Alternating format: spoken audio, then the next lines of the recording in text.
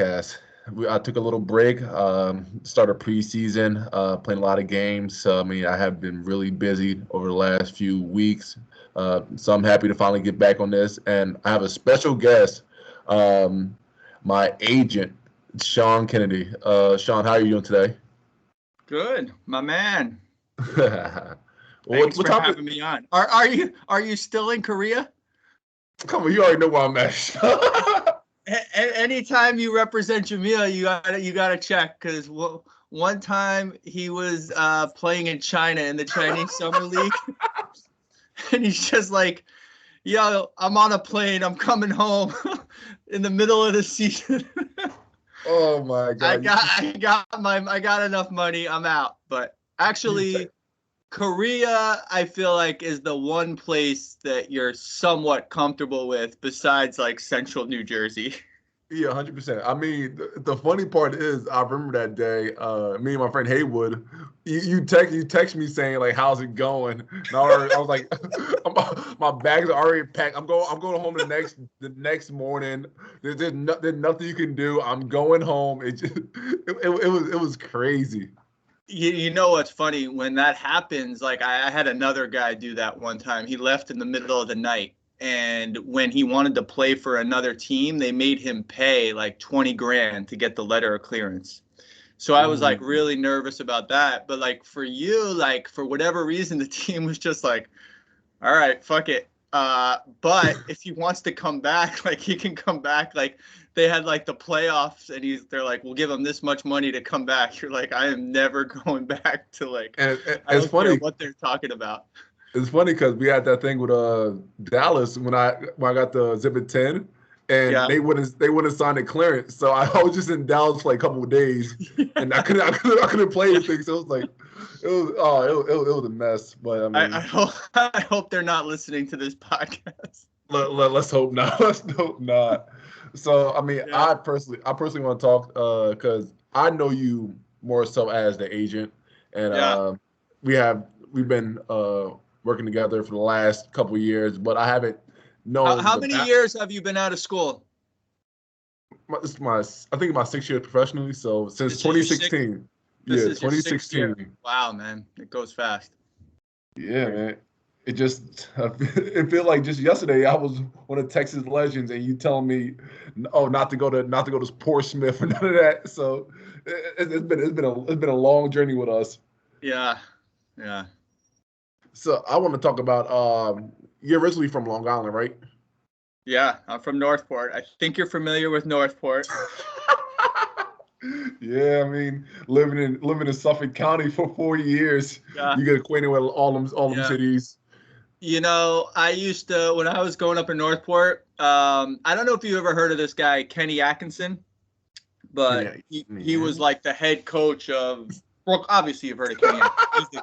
He's the head coach of Brooklyn, and he was from Northport, and he used to take me to work out at Stony Brook when I Mm, was like in like sixth grade or seventh grade. Like he would go play pickup there, but I think like back then it was a Division III school. yeah. So like we like play with the like so like he'd like play with the team or like watch the team, but like they weren't that good. And then like, but obviously by the time you went there, and then I can still remember, like, honestly, I have like a vivid memory of like sitting on a couch, like with my dad when I was home watching you play in the America East Championship. And that was like, honestly, like, I'm sure people talk about it all the time, but like one of the greatest performances I'd ever seen, man. Like, it really, like, probably been all downhill since then because it doesn't Oh, get any better than that. 100% downhill from here. Yeah, just like literally like the crowd on the court, like just like unbelievable to go to the NCAA tournament. And my dad was like, "You got to get this fucking guy. Like he's so fucking good." I'm like, "I'm trying." So I felt like too, like I was talking to Coach Pike all year, and he's like, "All right, like yeah, like you're in a pretty good spot. Like I'll tell Jameel like you're good, but like he's gonna make his own decision, whatever."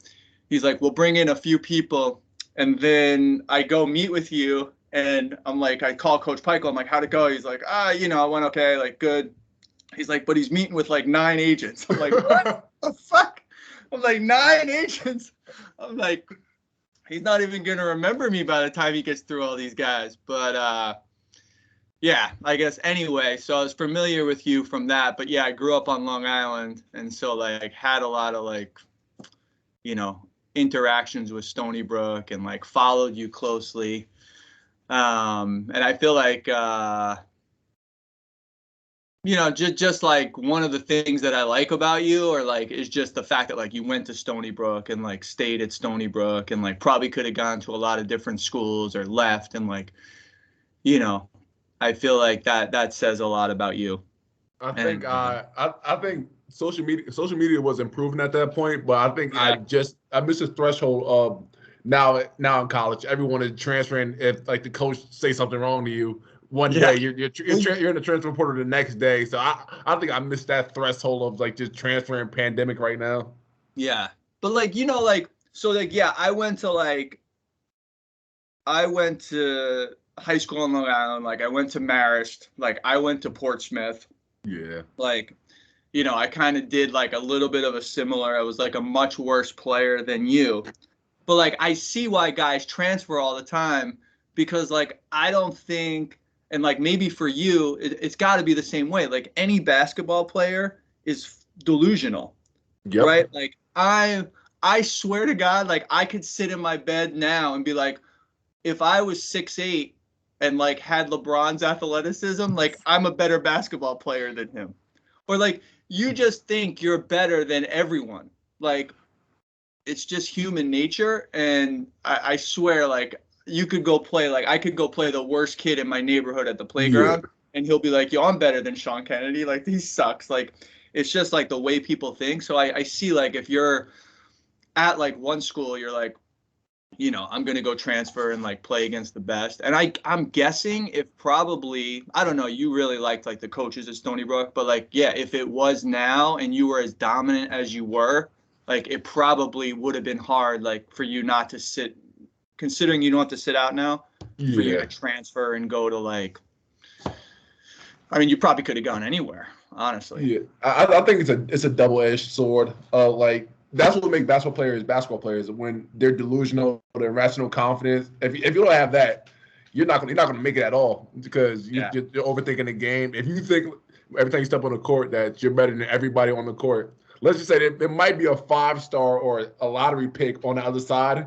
but if that doesn't wake you up and like say, oh yeah, I'm better than him, then I mean, there's no reason for you to be playing basketball, I think.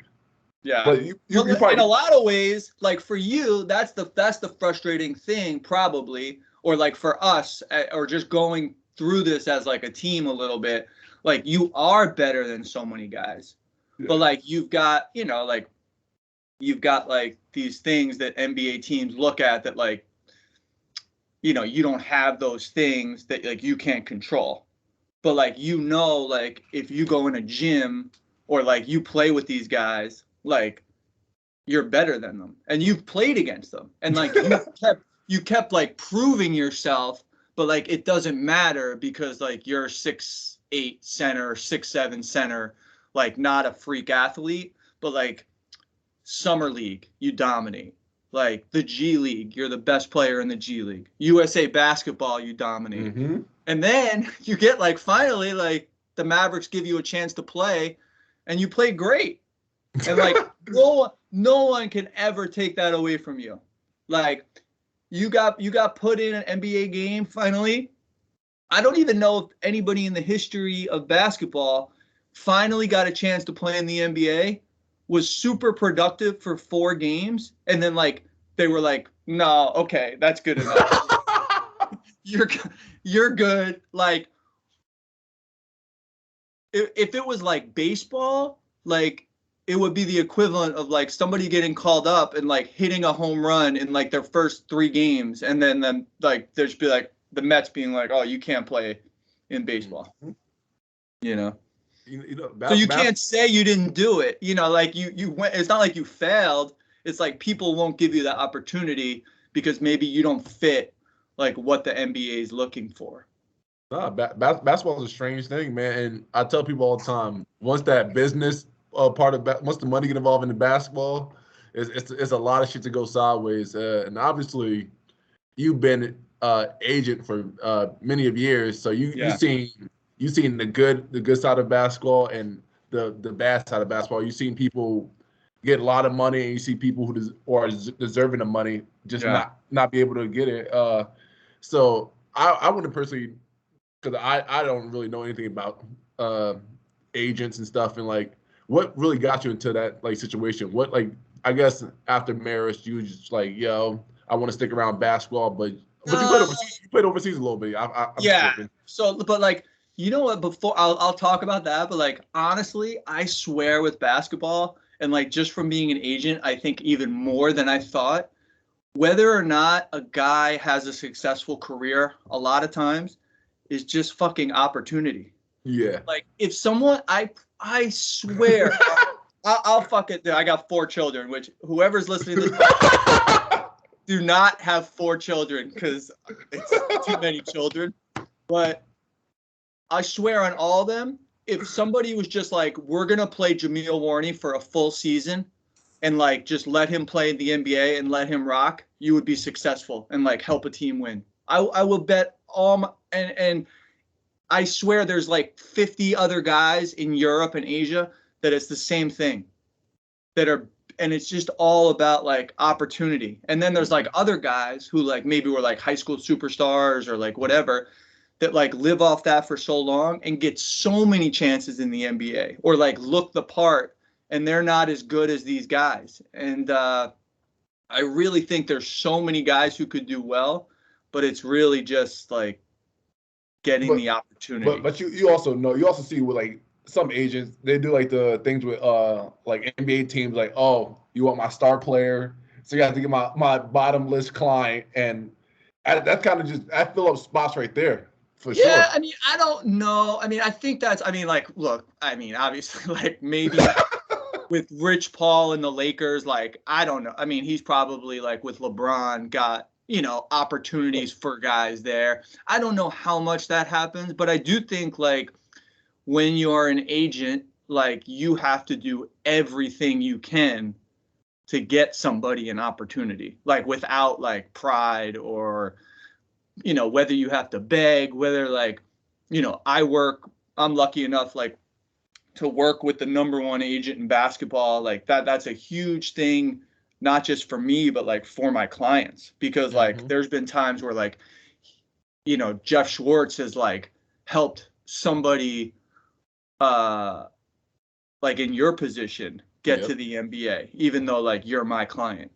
So I think you got to do whatever you can to do it. But I'll go back to your question.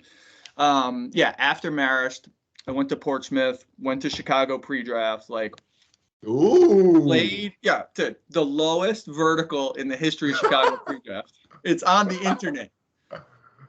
Like they have like all the testing thing, like they had to move down the Oh thing my, because I couldn't oh touch my it at 10 God. feet, bro. Wait, what was it like the approach or just the vertical, just jump up? No, just the straight approach. It's like at 10 feet and you got to touch it. And I couldn't touch it. Like, I don't Oh, think oh. anybody's ever, like, the only guy who's come close to me was like some 7'3" dude from like Missouri who couldn't run and walk. Like, it's terrible.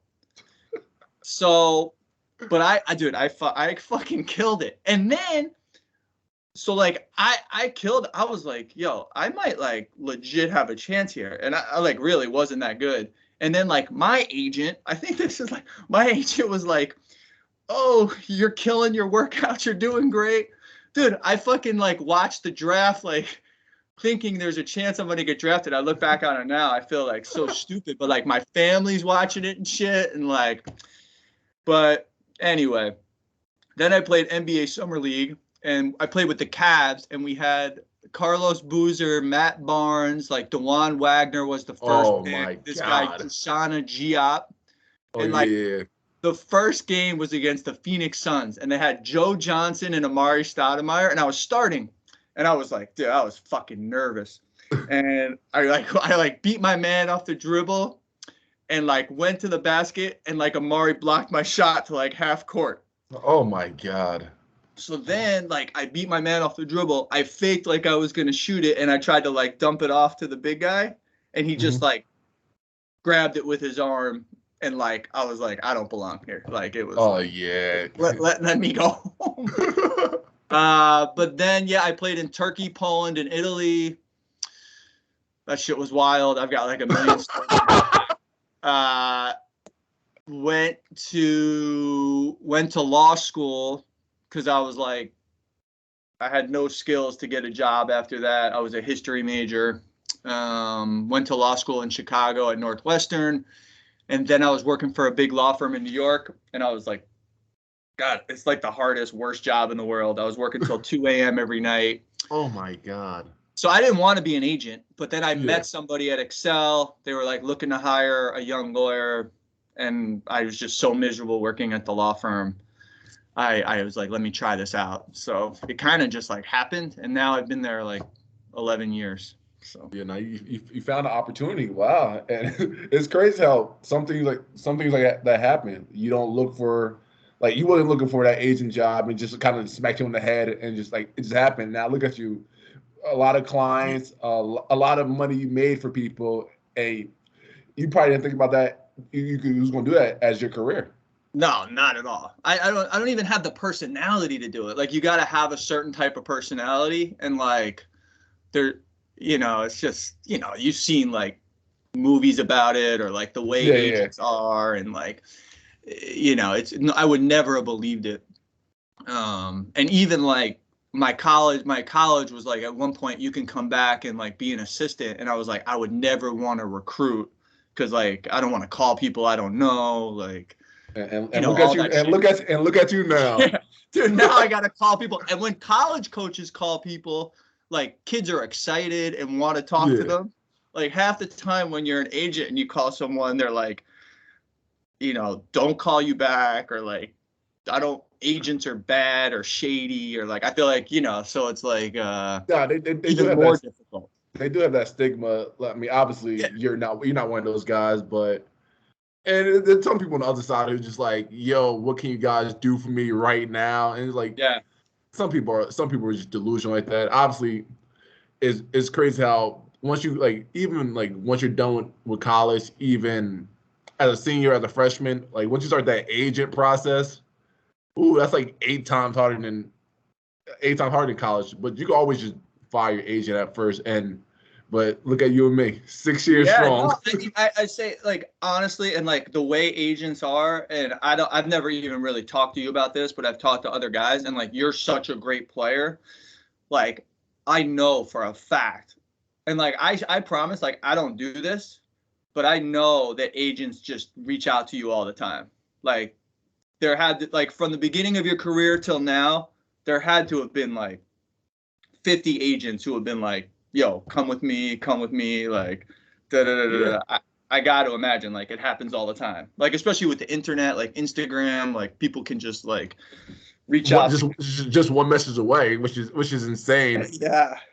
It's the lack of respect, I think, in that business. Like, people are just trying to find that next way to like try to get money for their family, it's a dog eat dog world. But I do say, one of my favorite agent stories, you probably forgot about this. It was my rookie year. It might have been December. I wake up. It's like we haven't talked like that much, and we talk. It's just kind of like cordial. Like, I wasn't playing that much on Texas. I wasn't doing like as well. So you text me one morning. It was like, hey, I can get you a workout with the Green Bay Packers. And I was like, don't ever fucking text me this shit ever again.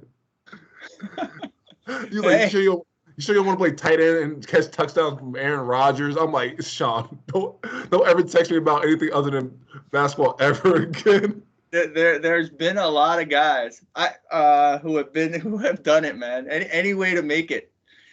That's crazy. I don't know if that was serious or just. I think a lot of times, like, when you're an agent, like, even if something that comes across your desk isn't what makes sense, you gotta like always let somebody know and like let them make a decision. But that's funny. You got great hands. I could see it, man. It's crazy. And I think in the beginning the best was when you went to the Korean League tryouts. Oh my! I think that was the first time you probably were like, yo, what the fuck is wrong with this guy, man?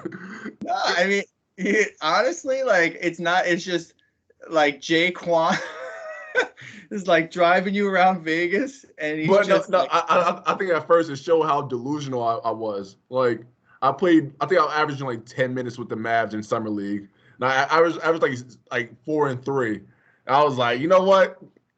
I'm an NBA guy. I'm an NBA fucking guy, man. I done enough to go to training camp. And then he was like, yo, let's try this Korean basketball league route. Like just to have opportunities at our hands. And I'm just like, nah, I'm good. I'm ready. And you're just like, yo, the training camp offer isn't as much as like we should like keep this opportunity like open. And I'm just like I'm just there. I'm just like, nah, I'm going home. And you're just like, yo, you have to at least try this out. I'm just like, I'm going home. yeah. Jay Quan was like, I don't think Jameel wants to come to Vegas. He's like, he called me like 48 times. Oh, you don't even know, bro. Jay Quan, like throughout the years to try to get you to Korea, like the amount of times like he's called and like it was like unbelievable. I hope Jay Quan listens to this podcast because it's just too funny, man. I can't even picture you like your first year out of school, like just like kind of a reserved guy and like Yeah. just driving around with this Korean guy in Las Vegas. Like, what am I doing? I'm just like, and like I wasn't even on the strip anymore. I was like way past the strip. I'm like, yo, what the hell is going on right now?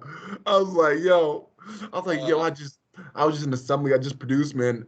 I'm ready for it. And then, but I think that kind of showed our relationship over like the next couple of years. You just give me a nice offer, and I'm just like, G League, G League, G Yeah, League. well, you know what? Like for you, like I feel like a lot of times I can like talk people into stuff and like if I really think it's the right decision, but you're very like, like not like you know what you want to do and like you're gonna do it on your own time and like you weren't like let me just get as much money as possible right away or like let me figure this out and then even I've been trying to get you to go to Europe for a long time just because I think basketball wise you'd just be so great and like just like that's not what I want to you know what I mean like Yeah.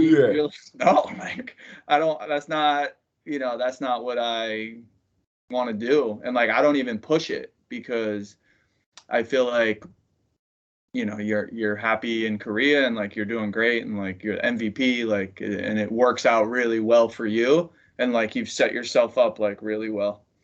So I do think uh some people let their agent kind of dictate their career. I've seen a lot of people who been overseas who like I see my fair share of players who like when I was in China for the 2.5 weeks and then I've been in Korea for the last 3 years. Like people come here and they're like miserable like off the first day. I'm just like, yo, if you don't want to do this, you have to like.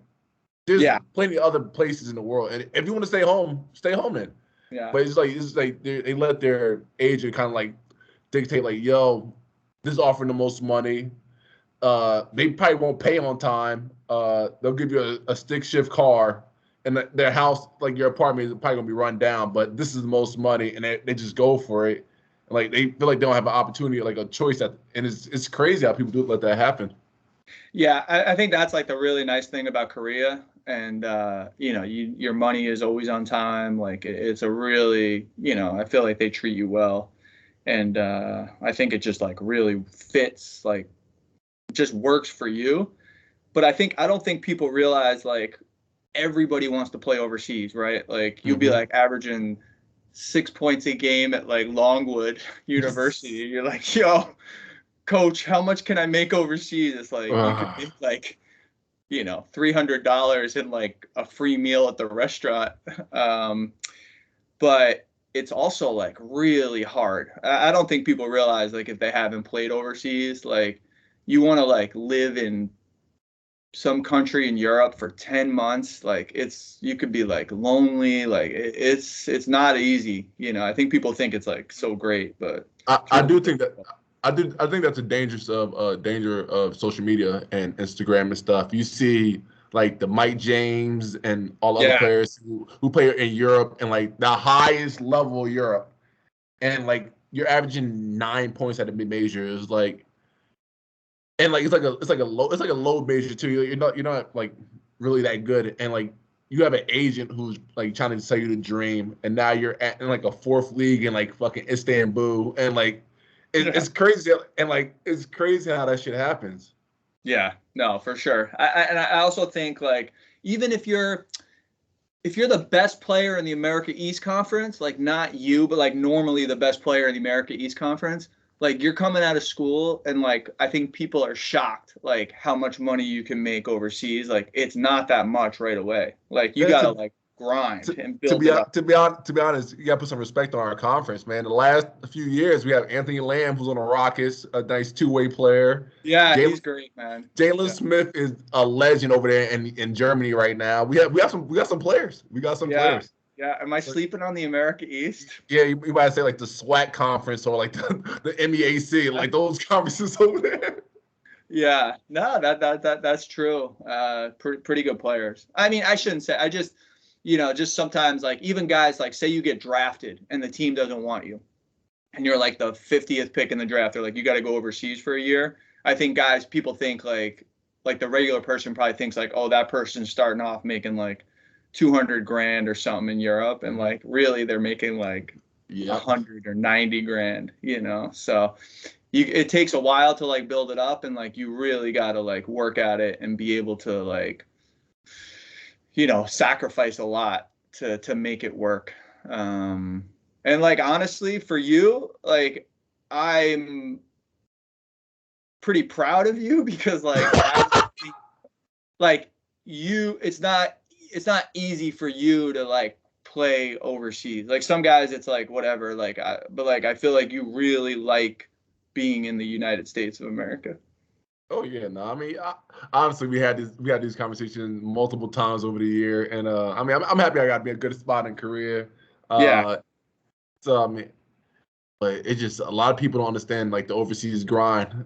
They see Yeah. like an agent and be like, oh, and some people are just delusional, just like I'm just go to the G League, and like they're just stuck in the G League for 6 years, and now Yeah. and That's tough, now man. they retire, and like you have $5,000 to your name, and now you're struggling to find out what you want to do next. Which it's crazy. Yeah, it really is. I feel like Korea should have you do like the commercial for like the tourism industry. Oh Be my like, my name is Jameel Warney.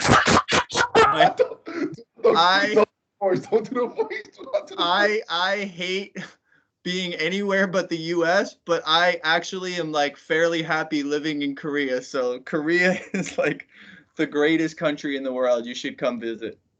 I mean, it's beautiful. I mean, we did have some struggles last year. Oh, last year was a time and a half. Yeah, that wasn't a fun year, man. But you know what? Honestly, if you were ever gonna have a year that wasn't a fun year, like last year, because like I don't think most of my clients who play overseas or even Yeah. in the NBA, like it was just a shitty year with COVID and like dealing with all that shit. And so like on top of that for you, like just you know a tough season with the team and just not yeah, not your best year like overall for being happy, I would say. Yeah, it's still average like 18-8, but you know, people only cared about the weight at that time. That's I think that's one big thing. Again, professionally, a lot of people just think you're just going to produce. Like they don't Yeah. understand like you're a human first. Yeah. I, Bro, I like when you're an American and you play over there, like it's crazy. Like Mhm. you have to produce, and like a contract or a guaranteed contract doesn't mean shit in Europe Not or at all, Asia or not at nothing. all. Like if you don't produce, this isn't the NBA. Like you go sit on the bench and collect your check, or you're going home. And like dude, that's happened to me as a player, and it's happened to so many of my clients. And the team like in Europe, they'll tell you, okay, like we're cutting this guy, and like I'm like, well, he has a guaranteed contract, and they're like, okay, he can stay, but he has to come at 5 a.m. every morning and run, and will make his life miserable if he doesn't agree to a settlement. Oh my So God. they like do guys so dirty. And so like you having a guaranteed contract in Europe, unless you're, playing maybe in the Euro League or something like that, it really is meaningless. And so like you have 2 or 3 bad games, like it's a lot of pressure because there's 100 guys in America that want your job. Mm-hmm. Agents are calling, and like these teams will get rid of you. Right. In a blink of an eye. And I see some teams who I see some teams who like they're winning games. They're like in the upper level of like the Yeah. division, and they'll just switch out right there. It's just like, bro, like what? I won't name. I had this. You were in the draft with him with Anthony Gill. Yeah. And he his rookie year he went to Germany, this team in Germany, and Yeah. like killed all their athletic testing, like unbelievable shape, like him, like he's a Yeah. professional dude, like works really hard, and like had a practice, like maybe didn't play that good, I don't know exactly what happened, and the coach was like, no, I don't want this guy. Oh my God. And he's like, so then he has to have the trainer make up like has an ankle injury and we can't risk it, so he failed the physical. So like this guy goes over to Germany with his wife and like buys all this stuff for their apartment, like getting all set up, and like they're like, we don't want him. I'm like, what the fuck? I just sent this guy, like, he could have stayed here, tried out for the NBA. So like, and that's just it. And like that was it. Like he had to come home. Like, and then he became one of the best players in Europe and like in the NBA right now. And like, it's just, I don't know. It just happens all the time. And it's just crazy. Like the way they'll treat Americans there. Like, you're not like you're just like a commodity. And like, if you have one good bad game or like you're out, like, so I think from the player's perspective, like you can never look at it like I owe this team anything. Oh, no, never that. It's only like get as much money as you can, like play well, like enjoy your time, but like they don't care about you unless like you're producing for them. As soon as you don't, like, I mean, I think that's pretty much any league. I think that once that, like I said, once that money get involved, it is. Yeah. Like the one bad week can turn into a lost opportunity for you. Like even if you're in the NBA, if you're like the 10th, the 15th man, oh my God, you're probably just looking over your shoulder every second. Yeah, or even like the team though, like the I mean, teams will tell any like we're not trading you, like. My client will be like, oh, they said they're not, like they want me here for a long time, or like, and like bro, they'll fucking trade you tomorrow, if they can get the right guy. Like they don't, or even when you go through like the draft process, like teams will say wild shit to guys. Like you work out for a team, they'll be like, oh, you're definitely an NBA player, like you're definitely I can't see us passing up on you in the draft. And then like I'll call the team after, they're like, he's all right. And I'm like, why did you say that to the guy? Like, like there's just it's just kind of like whatever you can do for them, I feel like. It's funny because you said the trading thing. I remember when I was in the G League with the Legends, and you told me like, oh yeah, they said they're not gonna trade you, and then like I think on Christmas you called me and said, yo, your name is like in trade talks right now. I'm like, bro, like it's the G League, it's not even that serious. And then like I think a few days later you was like, no, it's calmed down now. And then the next day I woke up like at 6 o'clock and they're like, yeah, now we traded you to Westchester. I'm like, yo, I'm like, oh my God. And I had a lot of like history with that team. And oh my God, you're like, and they just shit me off. I was like, ooh. A legend. Thank God they sent me back to Westchester though. I could be near you, near the family. Yeah, that was great, man. Like that was kind of fun, man. Like That was fun. that was very That was cool. fun basketball. That was some Yeah. fun basketball. Yeah, like playing in like that Westchester County Center, like not even really meant for basketball, like Mm-hmm. theater seating. Um, but again, just dominate everywhere you go. Completely dominate. Texas, Westchester, doesn't matter. Put me anywhere in the G. I'm gonna I'm gonna dominate, man. Yeah. But yeah, I mean that was funny. Like sometimes I think though it's probably the same thing. Like I think with the G League, it's such a weird place to play because you're basketball. Like when you play for the SK Knights, like you guys are legitimately like trying to win, and like Yeah. it matters if you win, and it matters in the G League if you win. It looks good, but like, what's the point of the G League? To like To get try called to get up. to the NBA. Yeah. So you've got 10 guys who are all like, if you're the 8th guy in the G League, like they're not like rooting for you to succeed. Like your backup, like he's probably rooting for you to get hurt because he's like, Yep. what the fuck am I doing here? Like I'm trying to get to the NBA, so it's like all these guys playing together. Like it's a hard. I actually like it's. I feel like you did a really good job of like being a good teammate always because you're super unselfish and you're a good passer. But like that's a really hard dynamic to like. Everybody wants to like score, shoot. Like Every oh my God. It was just like and every day, I think once you get like toward like the end of the season, you don't know who's showing up to practice, you don't know who's on the roster anymore. yeah, Next thing you know, it's like yeah, you're playing guys are games. in and out. You're playing games with like 6 people, and the next day you're playing with like 14 people. It was just like, yo, who are these guys? Like, oh my God. It was It's also tough because you're a big guy. You know what I mean? Like it's yeah. one thing if you're a guard, a point guard, like you control like how much you have the ball. When you're a big guy, like you've got like good players. Like like Justin Dentman or something like Yeah. whatever. Like he's like, you know what? Screen and roll is more like screen and like I'm pulling Yeah. it. You know what I mean? So I think I did luck up with the coach at Texas. Like his offense was just like it was just like yeah. passing the ball around. So and then obviously as you get you get recognized and all that stuff. You get a reputation of like being who I am, and I guess Team USA helped me out with that too. Like I never encountered like the selfish basketball. I guess the half of my third year with Texas that was awful basketball, and Yeah.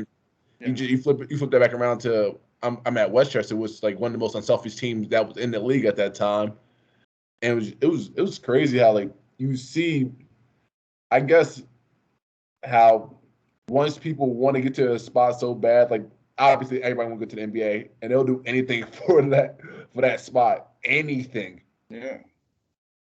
Shit, I would too though. Hey, You know what I honest, mean?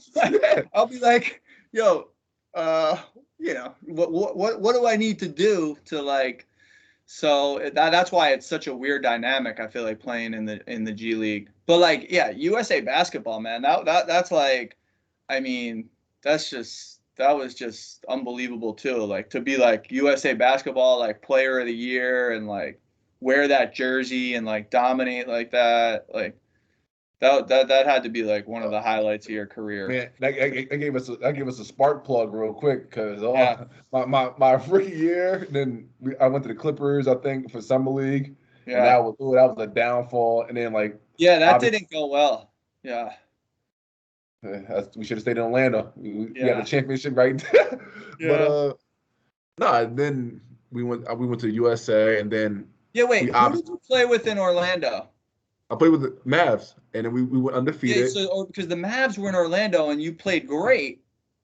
and we made a And decision then to the go to Clippers were interested in you. Like the Clippers, I met with them in Chicago. Like they were yeah. like taught like we love Jameel. So like we left and got you out there and then like did you not play or like you played a little It, bit? it's funny because I think I averaged like 24 minutes in Orlando with Mavs, and then I came to Vegas and played like a combined of 24 minutes the whole like 5 days. I was like, yo, and like I was like top 5 players in Orlando at that time.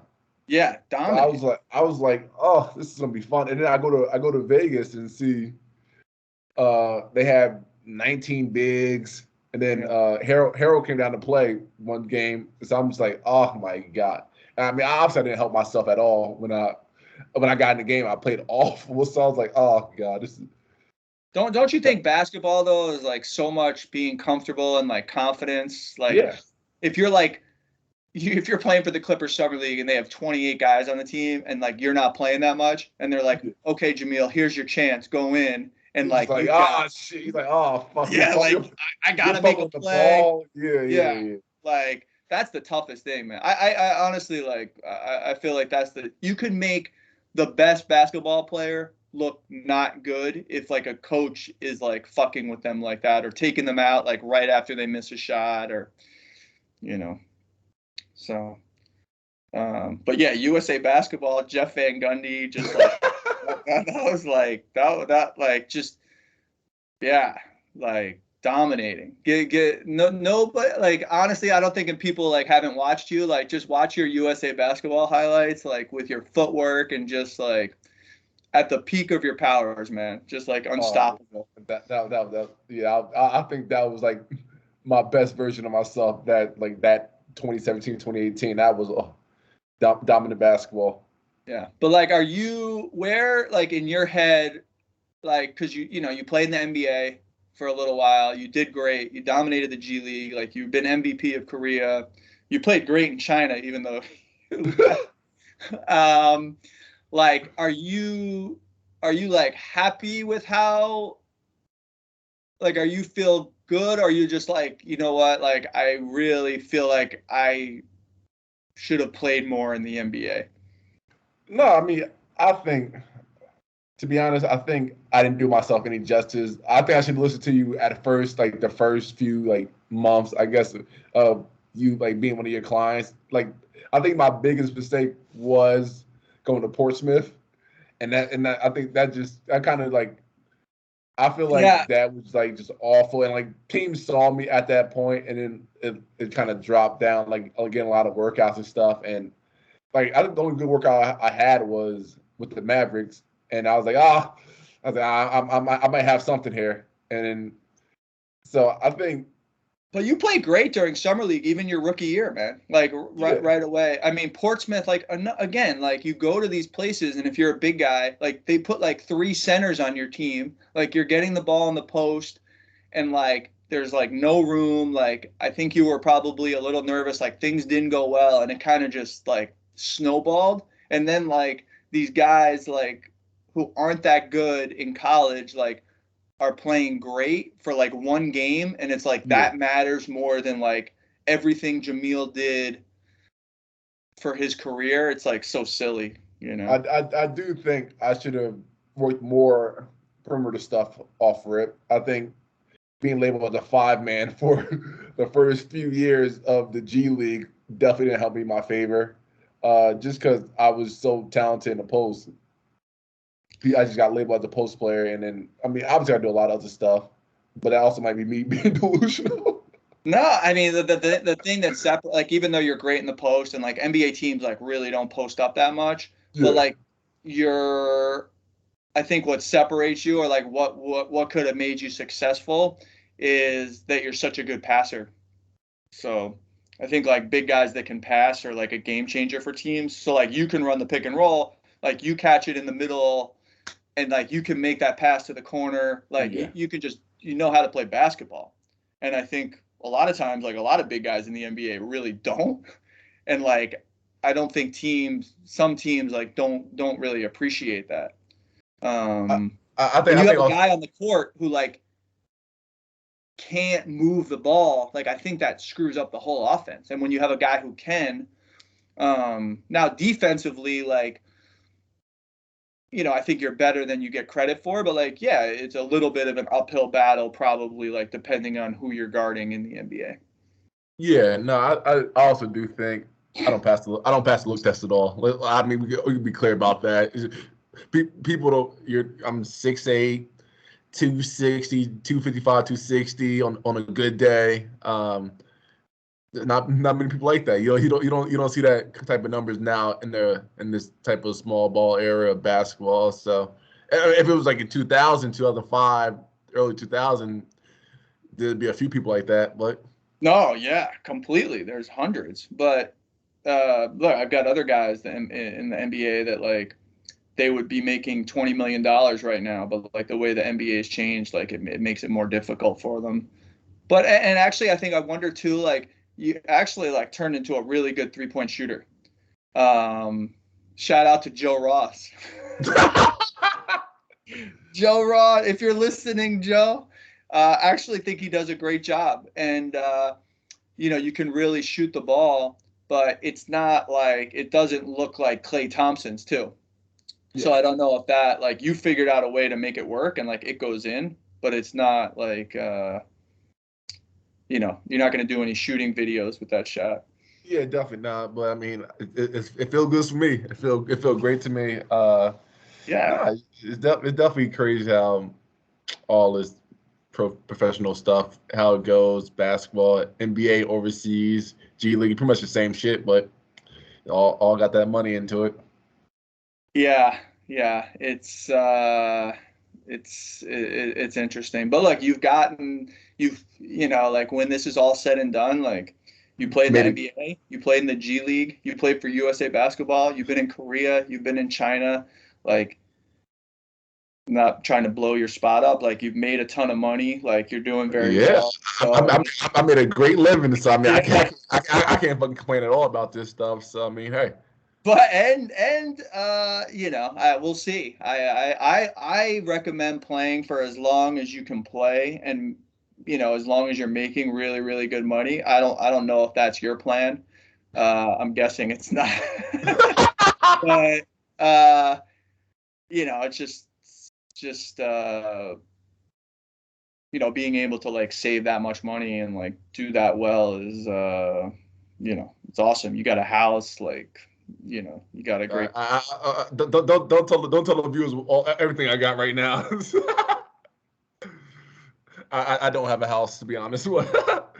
uh, I just want to thank you, Sean, for coming on my podcast. I had fun. I mean, we could talk forever, but I mean, Yeah. it's a busy morning for you. You got to check in on all your other clients, and so I appreciate you for coming on the Jameel Warney podcast. And viewers, thank you for listening. I'll be back weekly now. I finally got my opportunity to do all this stuff when I have some free time. So thank you for listening. Is your first game this weekend or next Next week? weekend. Next Next week. weekend. Yeah. Yeah. All right. First The game next podcast. week. No, I'm going to interrupt you. The podcast should start out with a recap of how you did each weekend. I want. You'll hear like the emotion in my voice, like, I had 20 points today, or I had 5 points, 5 fouls. Like, it'll be great. I have one more request before I go. You got it. Can we get Jaquan on the pod?